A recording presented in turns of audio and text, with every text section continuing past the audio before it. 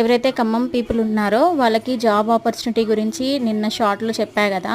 So ఎస్ఆర్ఎన్ BGNR కాలేజ్కి ఈరోజు నేను కూడా వెళ్తున్నాను. ఎందుకు అంటే నా లైఫ్లో సెకండ్ ఇన్నింగ్ కోసము ఇప్పుడు ఉన్న జనరేషన్తో నేను ఏ విధంగా ఉన్నాను, వాళ్ళతో పాటు నేను ఏ విధంగా వెనుకబడ్డాను.